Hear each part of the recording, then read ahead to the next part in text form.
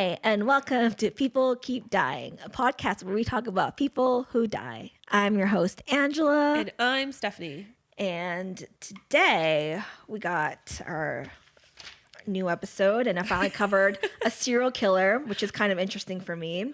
But I wanted to mention that there was someone I wanted to cover. There was a Russian guy named Anatoly Moskovin, who took little girls, I think, from the graveyard and stuffed them into dolls. And I was going to cover that originally. I'm sorry, he took dead bodies? Yeah. Okay. And I think he also killed a couple of them. But anyways, Undercover Coven actually covered them in a pretty recent episode. Yeah. So I was like, instead of doing that, I'll just mention them. And so that way you guys can listen about this really creepy Russian guy. Yeah. And it's also been a little while since we've recorded. I apologize. I'm a little sick right now.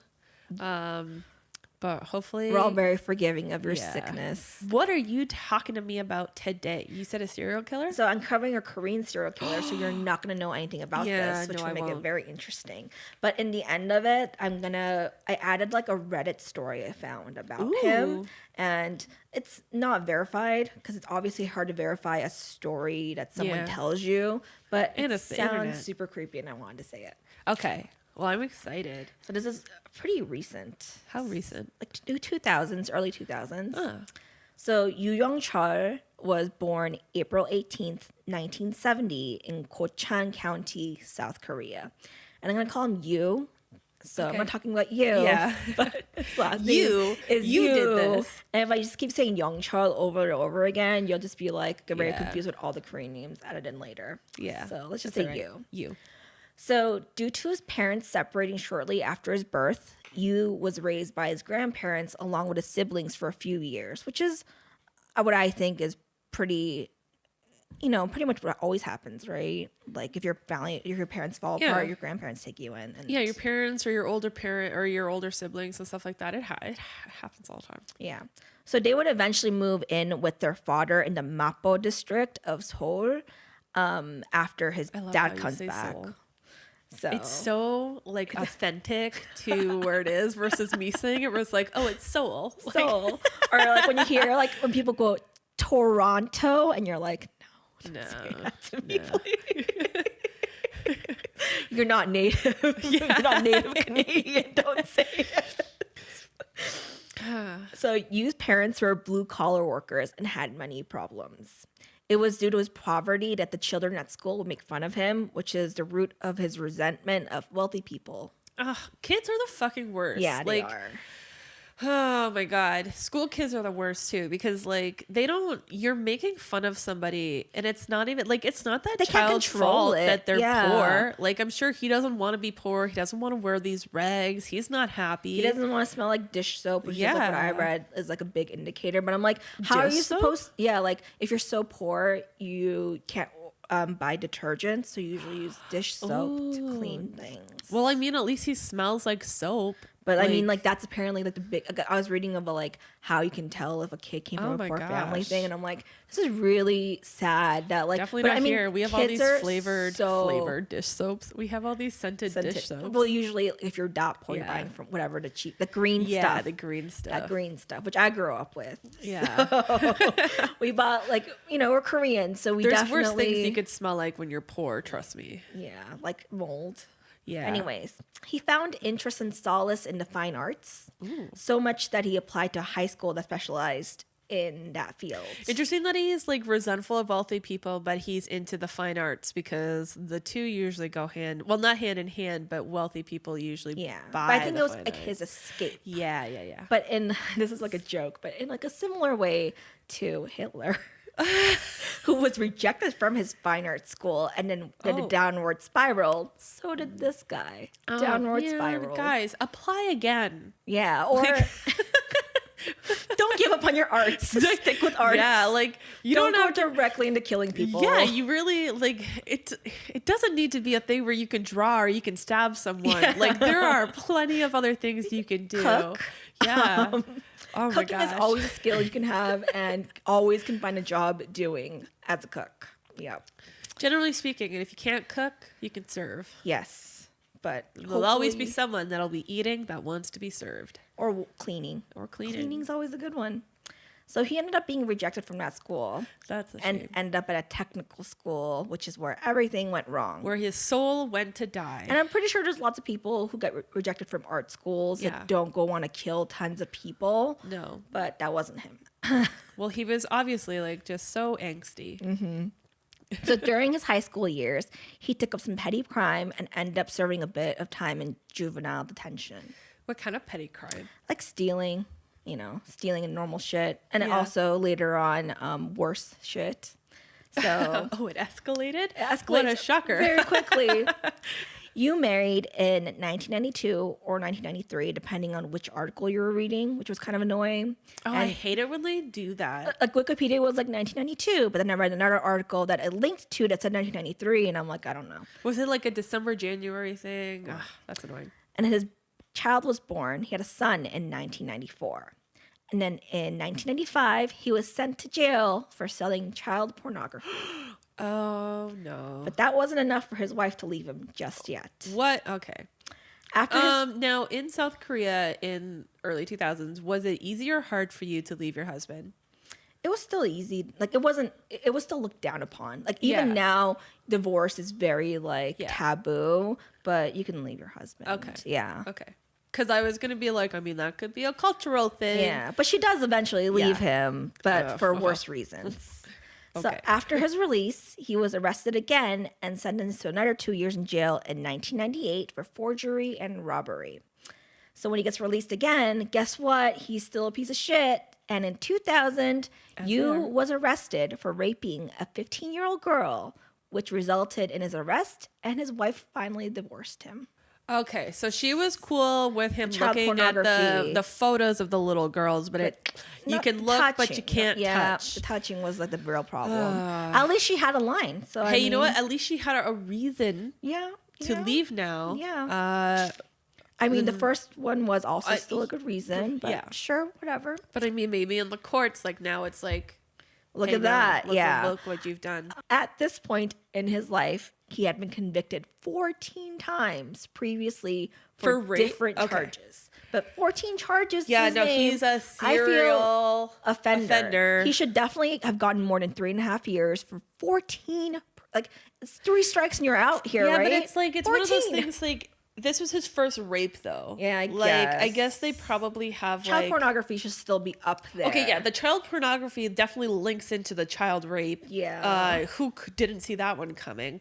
But like, you can't really, if he had like stolen like $5 from like a convenience store, I wouldn't necessarily use that against like the rape. I mean, at 14, I probably with 14 of those, I probably would have. Yeah, there's a lot of there's years. There's way too many convictions for him to just gotten. A little slap on the wrist. So, of course, as soon as he gets out, guess what? He rapes the same girl because now she's legal? No. Oh. After his release in September 11th, 2003, his criminal ventures escalate right to murder. Well, yeah, because now he's not going to leave victims behind. No, he learned his lesson. So, on September 24th, 2003, Yoo broke into a home of a university professor and his wife in the Gangnam-gu neighborhood of Seoul, which is like you heard like the song Gangnam Style. It's a very I know. Sorry, but he's saying it with an inflection where I'm just like, no, I've never heard of that before. So Gangnam's like a really, really rich neighborhood in Seoul. It's like the very, very wealthy neighborhood of Seoul. So he broke into their house specifically because they're rich. Yeah. And they're old. They're both 72 and 67 years old. He stabbed the professor in the neck and hit him with a hammer and killed his wife with the same hammer. Oh my gosh. On October 9th, 2003, Yoo killed 3 seniors with a hammer in the Chongno-gu region. On October 16th, 2003, back in Gangnam-gu, same hammer. Whoa. He killed a 60-year-old female with a hit on her head.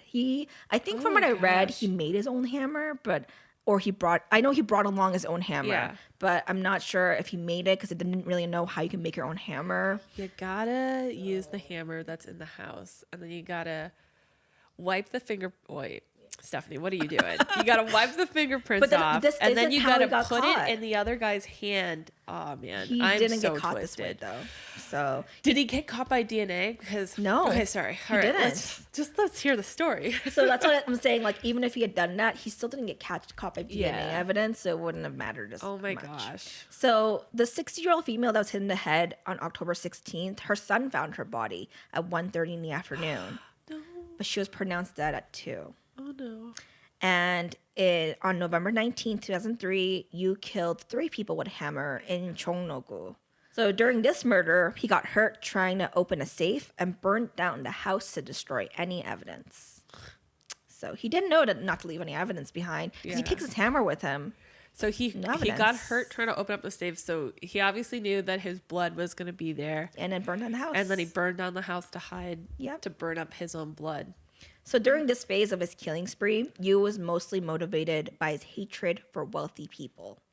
Yoo would later state that his resentment of the rich stemmed from early childhood when he felt envy of a large house due to his childhood poverty. So he saw other people have everything and he was jealous. And I'm like, you know what? A lot of people feel this way. They don't go around killing people. Yeah, and you killing that person isn't going to somehow give you that life. No. Like you're unless, you're able to convince them to put their life insurance under your name. Yeah, but that's like you have to do a long game there. Like, that's why women usually do that one. Men also do it too, but poisonings. Yes, got it.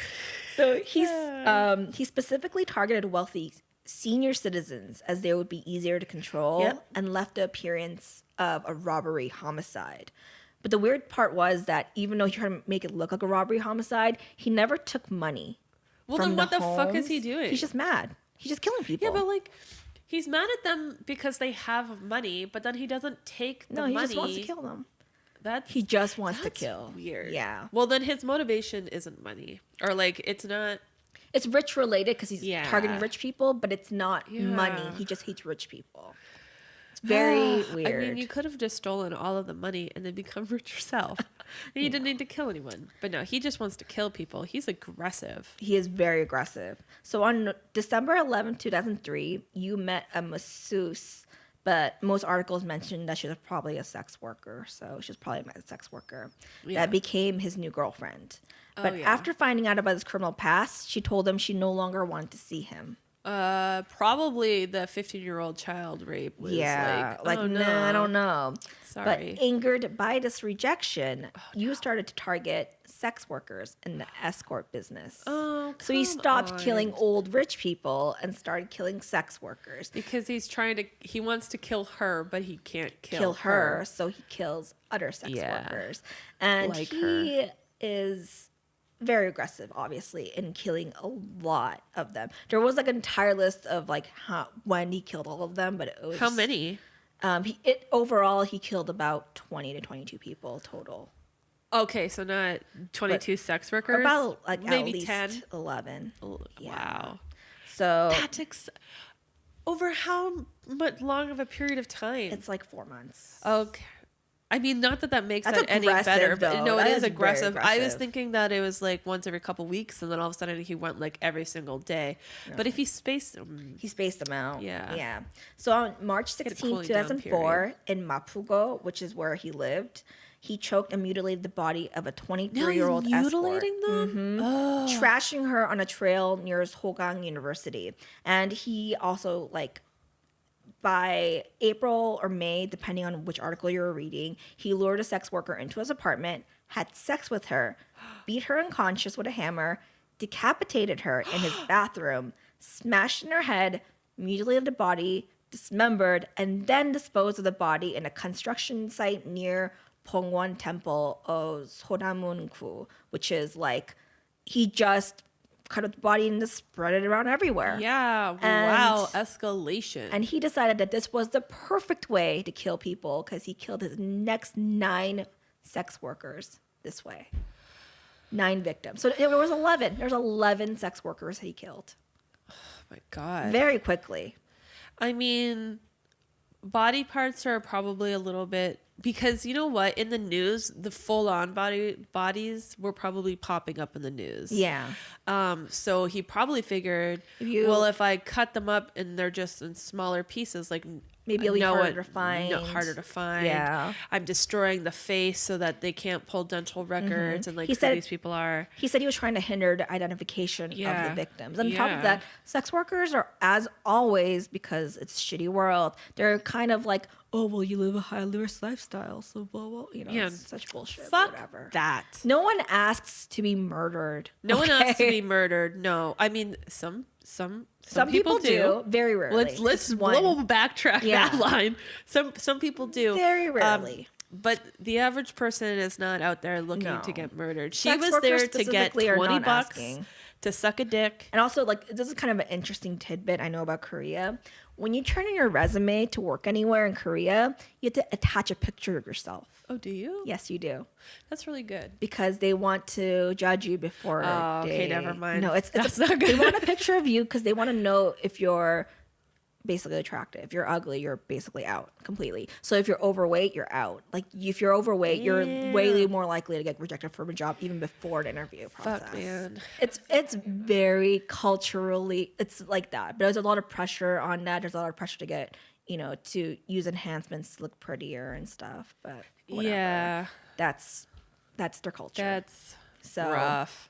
So I don't really know like what the background for these sex workers are, but I was gonna cover another story in the future about. So would sex workers need to give a resume? I assume they don't have to give a resume, but I do assume that the prettier you are, the more likely you'll get more clients or better pay. Because it's the younger and prettier you are, the more you'll no get. matter where in the world you are, the prettier younger you are, the more likely you'll get more things. Exactly. So, due to the high number of sex workers disappearing, pimps and sex workers started to cooperate with police to catch the killer. That's how desperate they were. They're like, way too many people are dying. These pimps are like, I'm losing money. Yeah. And on top of that, their friends are probably just like, my friends, like, whatever. We don't want to go out there. Like, the other girls probably also didn't want to work because, like, the girls are going to notice those 11 other women going missing. So, and then in like this story specifically, this was all, he was caught not because of police work, but because of the pimps working together, being like, we gotta get our shit done. Yeah. So because you're fucking with their business, man, and pimps don't like it. No, when you that's fuck why you with their have business. pimps though, to have that kind of protection. Yeah. Because if you didn't need the protection, sex workers don't need pimps. That's just the truth. So local pimps noticed that men are gross. Oh yeah.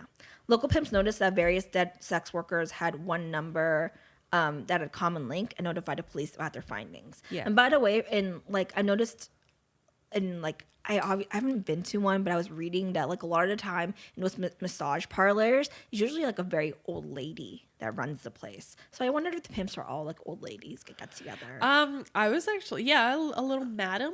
Yeah, like a madame who like takes care of you. Oh my gosh, I love women that do that because like you feel like they're safer. That she was probably a sex worker when she was younger, and she like I shouldn't say they usually are, but I imagine that they're probably better at handling the shit. I hope than guys are. You know I would hope, mean? like in my head, that's how I imagine it. I'm pretty sure it's not like that. Yeah, probably not. They're probably a lot worse than the pimps. You're probably better off with the pimps. Yeah. Who knows? Yeah. So, a massage parlor noticed that several of your employees that went missing were receiving similar phone calls. Okay. The next time the phone number came up, a single police officer and several employees went to an agreed-upon meeting point near Grand Mart in Mapoku, which doesn't make sense because it's like, if you know someone's going on killing people, why would you send one police officer? Yeah, and then other workers. I think the other workers went because they're just like, they want to make sure this gets done. So even better, the police officer left before you arrived, which left the employees to apprehend you themselves. Which is like, yeah. What the fuck, police officer? Because he was probably just like, he's not showing up? Do you take it? I wonder if you take it less seriously because sex workers died in comparison. But it was like, was it a male police officer that they sent, or was it an undercover female police officer? Because if it was a male police officer, Kay could probably be like, he probably doesn't care. If it was a woman police officer, I would hope that she was undercover and that like she would have cared a little bit, but obviously not. She left. No, but it doesn't say like what sex the police officer was. But like, I don't have a ton of like, I guess like past experiences with police officers in Korea. All of my information comes from Korean dramas, which are totally wrong because you should not be watching things like that as a representation of a culture, or else everyone would think that we're trash, which we are, but we're not that trashy. Not like American TV trashy. It's like watching like American TV and being like, oh yeah, that's how people live. Or like I watch Degrassi and it's like, that's how it is in high school for all of you guys. So you're like, that's what it's like in high school. No, like that wasn't my high school experience. I didn't go to high school with Drake. I actually went to high school with a cast member from Degrassi. It wasn't Drake, but it was one of the, I don't remember. I never fucking watched it. I knew that I knew about it. He was in my math class, and everyone would fawn all over him, and I'd be like, I'm just here to learn my integers. Just leave integers. Him alone. Is that even a math word? It is integers. All right. Well, anyways, so they had to get another police officer to come and place the cuffs on you because they didn't have handcuffs. Okay. So but they restrained him? The employees restrained him. Good. And held him in place for another police officer to come. So you faked an epileptic attack. Probably. And escaped the police after his restraints were loosened. What is the police? Oh my gosh. And he knew this would work, as he faked a similar attack in 2000 when he was arrested for rape charges. Oh my gosh. Police. You couldn't even like read his previous record and been like, oh, he's done this before. I don't even think he gave a name. I think they just apprehended him and they were just they like, didn't know who it was. Still, the police are not looking so good right now. So I mean, every time you read about like these kinds of cases, though, police never look that good. No, you're always just like, what the fuck? Why do you guys suck so much? You read about like everything that happened with Bruce MacArthur, where all the people in the gay community were just like, someone's murdering us, and you're like, well, you live a high risk lifestyle. Yeah, well, I mean, like, oh that's fucking. And that was this year or last year. Sorry, that was last year. No, why are we not believing people of like? Ugh. It's so frustrating, which is why like when I was reading this, I'm like, not a lot has changed since 2000. We like to believe, and that was in Canada. Yeah, and that's like you read about different culture and you're like, okay, well maybe they're different societally, but then it's like this is in Canada, and you guys are just being like, well, you live a high risk. I'm like, no, they don't. How do they live a high risk lifestyle? Like, I'm sorry, we shouldn't. Why are we so? Anyways.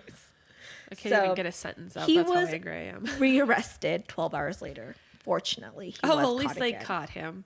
So when he was arrested, he was wearing a distinctive yellow raincoat, which will come back around when I tell you the Reddit story that I found. So he had a yellow raincoat. And a cap on.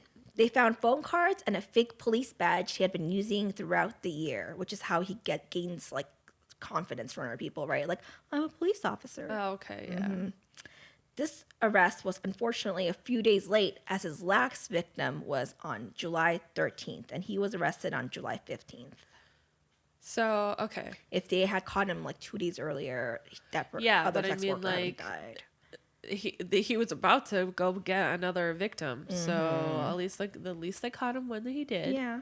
And there was like some speculation that he might have been wearing the raincoat to like keep blood off of his clothes. So maybe he was wearing it for his next victim. Yeah, and it's easy to wash. It's a raincoat. Yeah. So during his initial interrogation, Yoo confessed to killing 19 people. Only 19. He will go on to admit a few more murders, including a murder of a 45-year-old male street vendor and a murder of a young woman in February 6, 2004. He claimed that he thought the young woman who worked at a clothing store in Imundong was a prostitute and killed her for it. Oh. And he gained her initial trust by impersonating a police officer.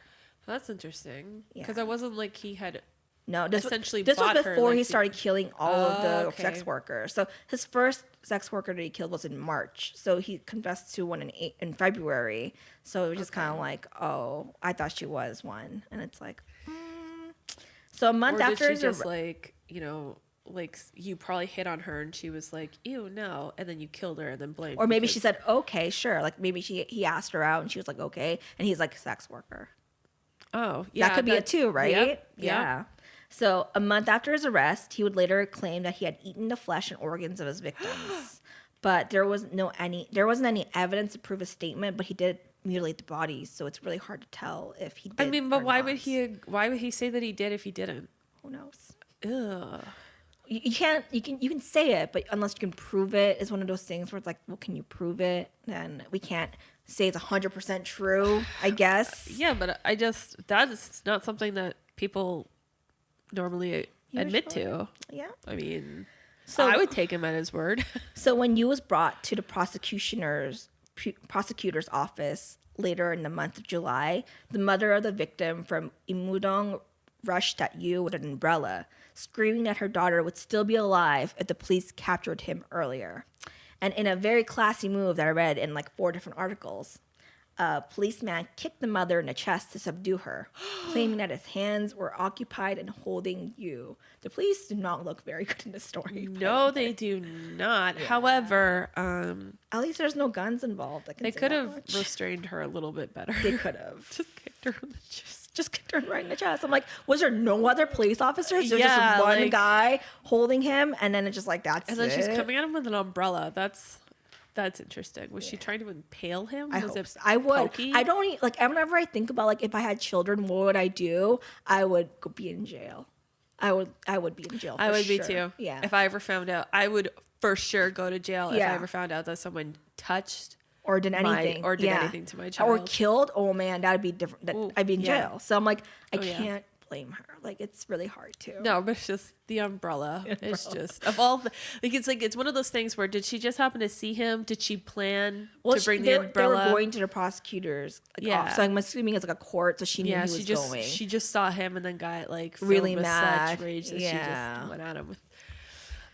So after searching Yoo's apartment, there were speculations that he patterned the killings after several movies, including Public Enemy, Very Bad Things, and Normal Life, which are all Korean movies that you haven't watched. I believe it. He also later confessed being inspired by serial killer Chung Do-young, who had murdered 9 wealthy people in Busan from 1999 to 2000. So like it's like, you know how America has like a big divide of like really rich people and really poor people. Yeah. Like the extremes aren't that high, but there are still those extremes in Korea. Yeah. Where you'll see people who are living off of like $10 a day, and then there's super rich people who like spend, it's like this feeling you get of like hatred for the rich people, I guess. Yeah. No, I completely understand it. So, although there was little to no physical evidence linking him to the murders, because I don't think they found a hammer, or if they did, they couldn't prove the hammers were used, because it's a hammer,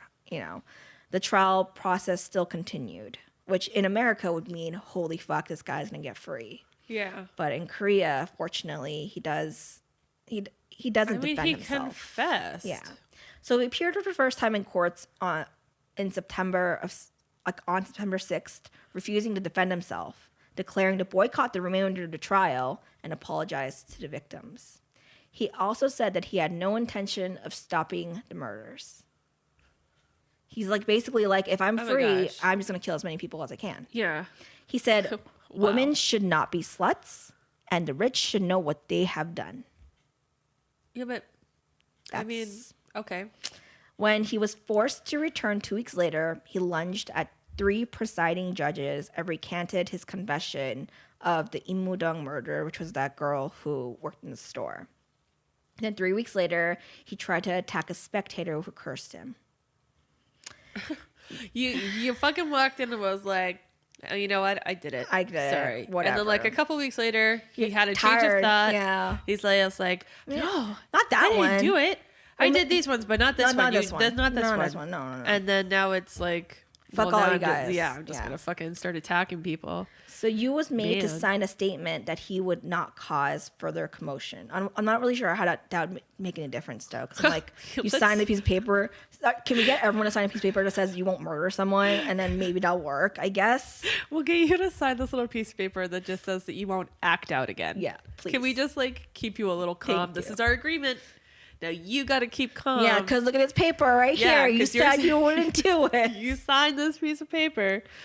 Oh my God, I can't imagine that would deter him. So prosecutors requested the death penalty, which Yoo thanked them for. Of course he did. Yoo was sentenced to death on December 13th, 2004 for 20 counts of murder as they threw out the murder for the woman in Mudong. And it was probably just because, like, it's not...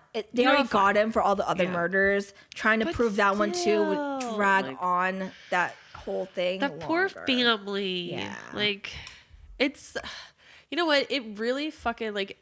Sometimes I'm like, well, at least I got him for the 20. But it's just like, yeah, but those two people... Yeah. Like, the families of the two, that sucks so much. Because, like, why couldn't you just throw them in? Why couldn't they get a little bit of closure? Why couldn't they... Because I guess, like, because they never found the body, and they never... So it's like one of those things where it's like, it's really hard to prosecute something like that. Okay. So, yeah. Isn't that... No, that's not habeas corpus. I think in the end, they found about, like, 9 to 11 bodies, but they didn't find all of them. That sucks. I mean, then the dude shouldn't have been confessing to the 20. That's where he went wrong. So he's currently still in jail as the death penalty is pretty much abolished in Korea, and there hasn't been an execution since 1997, which I read in Wikipedia, but then I read another article about a different serial killer who was executed in the year 2000, so I'm not sure. Special circumstances, I don't know. So he said during his sentencing that he felt sorry for his victims, who would kill 100 more if he was released. Yeah, see, that's the thing. Like, he's not... It doesn't seem like it's one of those things where, like, when they gave him the death penalty and he was like, thank you. Because I don't think he was, like, he knew that he was just going to keep killing because he fucking loved it. Yeah, he loves it. But, like, not enough to, like, feel bad about it. You know what I mean? I think he feels bad. Like, I think he knows he should feel bad. Got caught. Yeah. I think, like, he definitely doesn't have any empathy, for sure. But whatever. No, because he's very much like women shouldn't be sluts. They brought them on themselves being and rich sex people workers, shouldn't have any like, money because fuck that. Like, it's like whatever. Those rich people didn't do anything to you. No. And there are people that can get rich without hurting other people. Yes. And I would agree that there are probably some rich people that have like gotten rich on the backs of other people and maybe they don't deserve, but they also don't deserve to die unless they've like had killed a hand in killing other people. Like, no, that's a different story of like what's going on. There's always like an exception to the rule, but this dude, something was definitely off about him. He was angry and he was taking it out on all the wrong people. Just kill your fucking self. That's what he should have done. Like, if you're gonna thank them for like giving you a death penalty, why didn't you just go kill yourself? Well, he's still alive right now. Just so you know. God, how old is he? Well, he's like 70. So he's like 40. 50, He'd be or like 49. 50, Yeah, he turns 50 next year. Yeah. So Jesus. During his correspondence with a reporter while in jail, Yoo would go on to say that the scariest moment was not when a decapitated head fell off of a hanger or when a headless body came running to me, which I thought was weird. I think there was like a loss in translation. Yeah. And I couldn't find the exact quotes. I couldn't read it, but whatever. It was when my son called while I was dismembering a body and asked if I still had a cold. That's when he got like the most scared. I didn't even know he had kids. He had that one kid. God, I forgot all about that. So his son, and that's what's scary. Oh, getting caught by his son. You know what? Because his son's opinion might actually matter to him still. Yeah. So this is, he is, by the way, the most prolific serial killer in Korea. Because the previous one, I think, had killed about 11 to 12 people. He is now currently the most prolific at 20. God damn. And that's a high number, but it's also not a high number. Yeah. So, fun fact corner, which is what I call this. During my research period, I found an unverified but terrifying secondhand encounter on Reddit by a Redditor named Whale Baboon. Yeah. Whale Baboon, titled "The Man in the Yellow Raincoat." And I actually found this Reddit post from like a different article, someone writing about it. The user name's mom's friend lived in Korea in Seoul and while in the elevator going up, got on with a man in a yellow raincoat and a cap.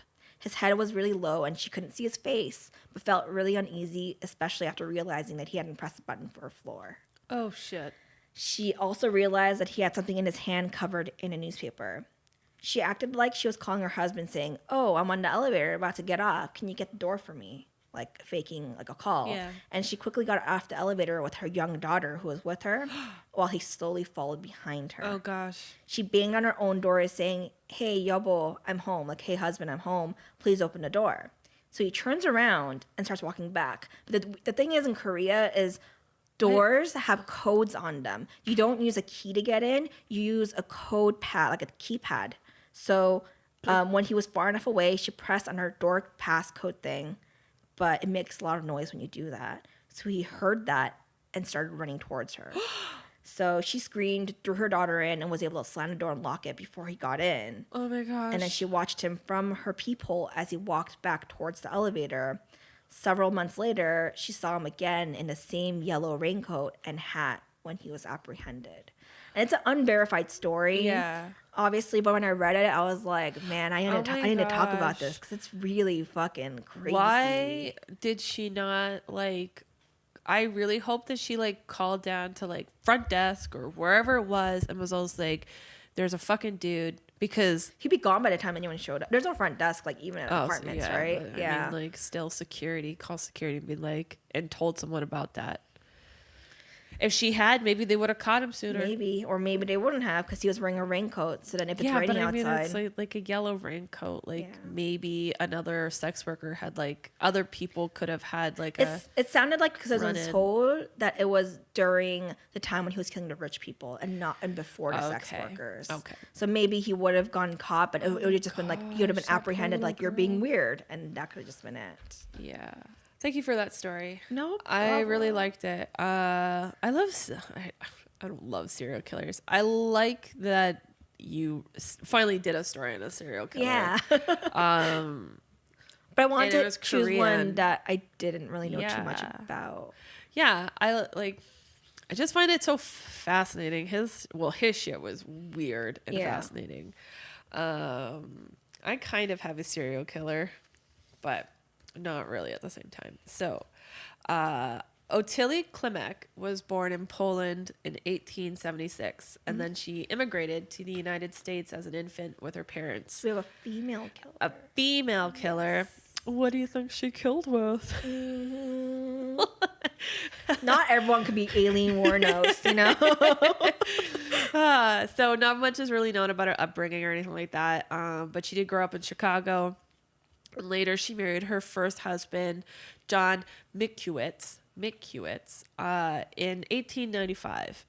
And then, 20 years later, in 1914, Tillie confided in one of her friends that she had a premonition, a psychic dream, you could say, where she saw her husband's dead body, and she believed that it would happen in exactly 2 weeks, and gave her friend the date. Oh, because she's psychic, and she's definitely no hands. She just had a premonition. It just knows. Came out of it. It came out of nowhere, this dream. Well, 2 weeks later, John fell ill in the morning, and later on that night, on the exact day, he passed away from heart failure. And very soon after, the dude's not even cold in the morgue.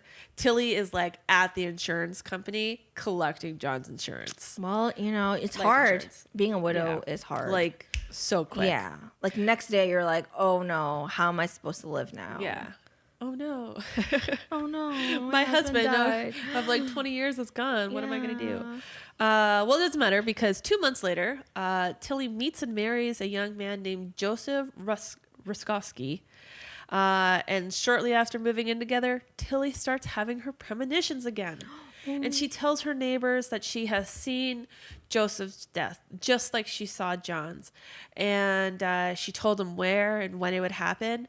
And the neighbors just laughed it off mostly until a few weeks later when all of a sudden Joseph dies. And then the neighbors full on believe that Tillie is a psychic. I mean, this was the late 1800s. Right? Early 1900s. Okay, all right. Which I mean, like, regardless, still, come on, neighbors. Like, why are you believing? Witchcraft. Yeah, witchcraft. So the neighbors start like coming to her and asking her for like, have you had a premonition about me? Is my husband what's gonna the die? winning lottery ticket numbers and whatever. So if she had that, she'd already be really rich. yeah, she She was collecting that life insurance money. Yes. A couple weeks later, after Joseph's passing, Tillie starts dating another man named John Myers. And then again, she starts having her dreams and she's sharing them with the neighbors. And then she had even told John, I'm having these dreams that you've died. And then supposedly in one article, she had actually confessed to John that she had killed the two previous husbands. And he was stupid enough to stay with her? No, he then breaks it off. Okay. But Tillie, so he breaks it off with Tillie, and then the next day he's found dead. But I don't really know if she actually confessed to him. That was just in an article that I had read. But she had once again told her neighbors, I'm surrounded. Like, these people keep dying around me. I don't know. Stop dating people. Like, and the neighbors were like, whoa, you really are a psychic. And I'm just like, whoa, this bitch is killing these dudes and nobody is realizing. Maybe she just looked so meek. And no, she was an ugly, she was an ugly, short, fat woman. And like, people were like, I don't even understand how she was collecting all these men. She had nothing going for her. She had that aura about her for witchcraft. She was just bringing in all the dick. So then afterwards, a couple months later, Tillie meets and marries Frank Kupsik. And now Tillie is even joking around with the neighbors about how and then shortly after they move in together, Tillie starts joking around with the neighbors again about how Frank doesn't have very much time left. He's going to die soon. She apparently even made jokes to Frank about him dying and would kiss him goodbye as he left for work, saying, "Not much longer now." Oh my gosh. I'm like, why did he stay? Frank, buddy. Get the fuck out of there, Frank. This chick has 3 dead bodies in her fucking closet. Like, red flags. Like, did red no flags one tell him when everywhere. he started dating her? Like, yeah, like all 3 of her previous relationships all died. Yeah. Like, immediately. Like, you should probably, I mean, she's joking around with him. Like, he knows. She has money, though, so maybe that's what drew. Not enough. She was only, now, it's back in the, like, early 1900s, but she was only getting, like, a couple thousand. That's a lot of money. Yeah, it money. was a lot of money, but, like, she wasn't living, like, a super lavish lifestyle. But still a lot of money. Yeah. So so get that sugar mama money. Yeah. So, listen, everybody. If you're dating someone or about to marry someone and like they've had like their previous partners have like mysteriously died and then she's like joking around with you about how like you don't have very much time left, and then they're also like coming to you like, hey baby, let's like go take out 3 life insurance policies out on you. It's probably not a good sign. Like, you need to get the fuck out because they're gonna kill you. It's just, they're gonna kill you, Frank. Okay, Oh, Frank. So, I mean, Tillie even had a coffin.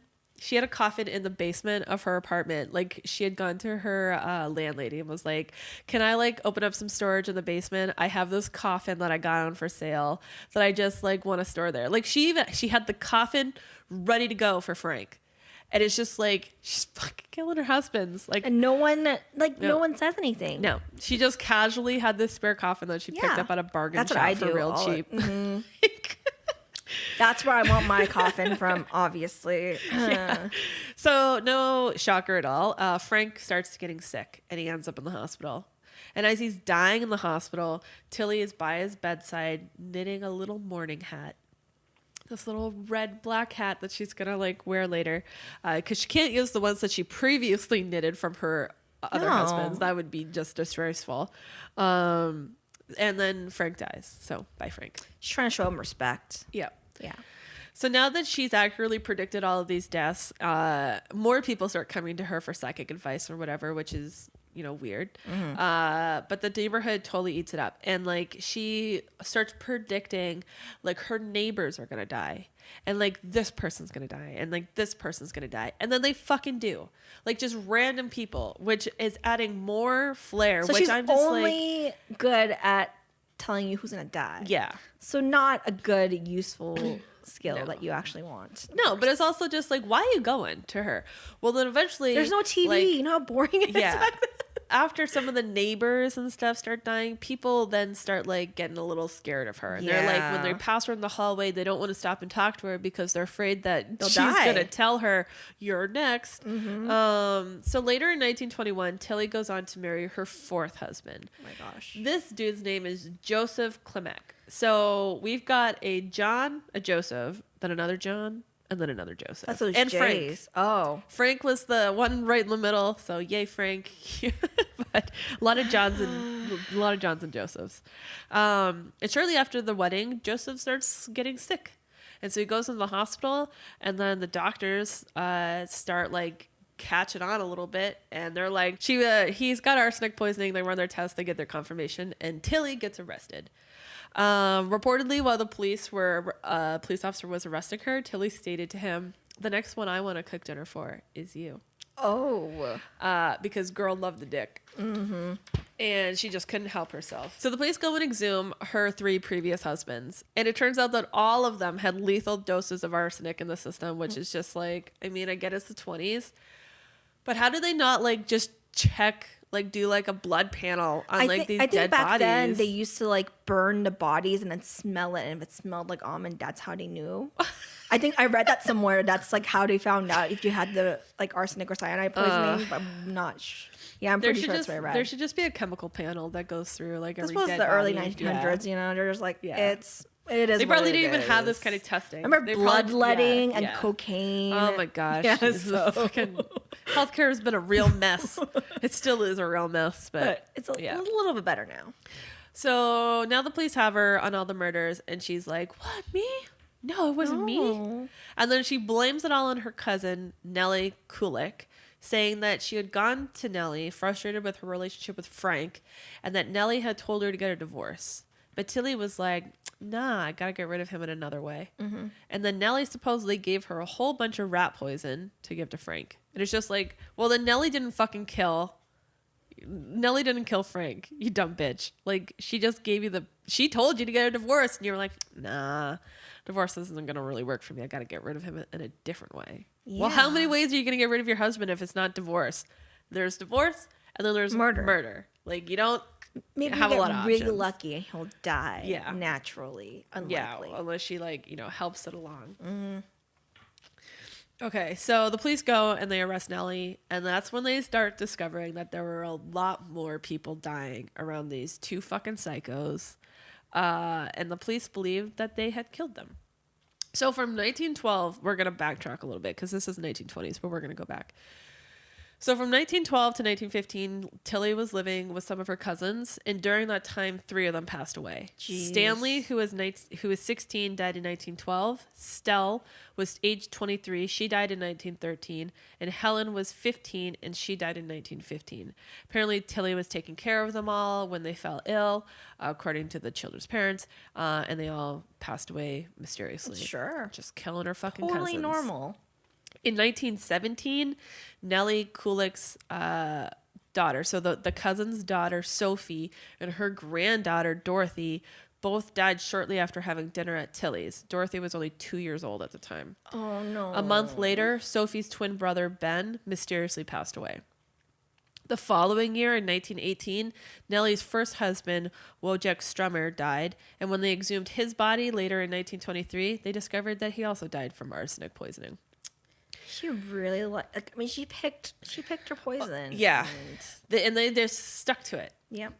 Her son, Nellie's son, John, was also getting sick, but he recovered shortly after his father died, and then he believed that his mother was the one poisoning him. Oh, wow.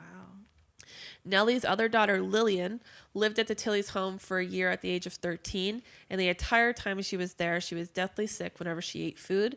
Luckily, she recovered, but suffered from heart trouble for the rest of her life. Rose Split, who was a neighbor, received poisoned candy. She received candy poisoned with arsenic from Tillie after Tillie saw her fourth husband, Joseph, talking to her. What? So she just like saw her neighbor talking to her husband and then like gave her a fucking bunch of like poison candy. And she fucking she died. So just Stell Grantowski was a sister of one of Tillie's ex-boyfriends, also received arsenic laced candies from Tillie after the two of them got into a fight. Like she was just fucking, you pissed me off, I'm gonna kill you. Like Bessie Cupstick was the sister-in-law of Frank's, fell ill to arsenic poisoning after eating a meal at Tillie's, but luckily later recovered. And last but certainly not least, a little dog down the street had apparently annoyed Tillie and died from arsenic poisoning. So a total of 22 victims, 14 of which died to arsenic. And then once that hit the papers, the media dubbed her the High Priestess of Bluebird Clique in South Poland. Or of Poland, which is this little area. I wonder if she's the most prolific female serial killer in Poland. Well, it's not in Poland. This was in Chicago. Then I guess... Yeah, she was born in Poland, and then this is all happening in Chicago, in a little Polish area. In March of 1923, Tillie was convicted of murder for her husband, Frank Cupstick, because it was the only one that they could really pin on her, and was given a life sentence in prison, which is the harshest sentence ever given to a woman in Cook County. She died in prison in 1936. Nellie, on the other hand, she was acquitted, and there's no other information on her. No. The end. Jesus. That was like we got our female serial killer. This is serial killer corner. Yeah. Serial killer. Well, yeah. Well, she's more of a Black Widow. Well, yeah. I guess she's technically a serial killer because but it's like there's still time rest in between. They don't really know who was killing all the cousins because like there were some family members that were Tillie's, and then there were the rest of it was basically all of Nellie's husbands and her kids. So it could also be Nellie, but then she's but there's this other girl. Yeah, but I mean, Nellie could have been fucking killing her kids too, and then that's why she had all that rat poison to give to Tillie. You should not have kids if you're just gonna be murdering them for no reason. They killed the 2-year-old. It's just I wish that I could have gotten a little bit more reasoning as to like why they killed these other ones. I think they're just annoyances in their lives, like they just inconvenience them slightly, and we're just like, I don't want them anymore. Yeah, you've pissed me off. You know what? You talked back to me at dinner time, so now I'm gonna dump rat poisoning into your next meal. And peace out. So I'm gonna do my last 2 shout outs because I did my first one in the beginning. The Dark Roast Pod is a podcast with these 2 girls talk about like true crime as well as like dark subjects. Like I listened to one about vampires and stuff. Ooh. And then, they're really cool and they're really funny and they have really good banter among each other. Yeah. And another one was a murder I was going to cover and I might eventually someday, but this podcast is from Britain. It's called Murder on Our Minds, and they just covered the otaku killer, Tsutomu Miyazaki, and like I was gonna cover him. I was looking into that one too. Yeah, but I'm like, if I'm not gonna cover it, at least I can say someone else did. So they're also available on iTunes. From so if you were like super into these stories, like here's some other podcasts that were like. That we suggest, like and are great. So so thank you so much for listening. If you like us, please rate, review, email at peoplekeepdying@gmail.com. You can find us on our social medias. We're most active, I would say, probably on Instagram. But I will respond to you on Twitter if you. I don't use Twitter just because I don't really know how to utilize it properly because I'm old, and even though old people use Twitter all the time, I just never, because we're not here to like get into fights about Donald Trump. No, I'm not. And I feel like that's really all Twitter's for, or these days. Like being like obsessed with certain things, but I don't, I like pictures are really nice. Hopefully you're not dead next week and you can still listen to our next episode. Bye.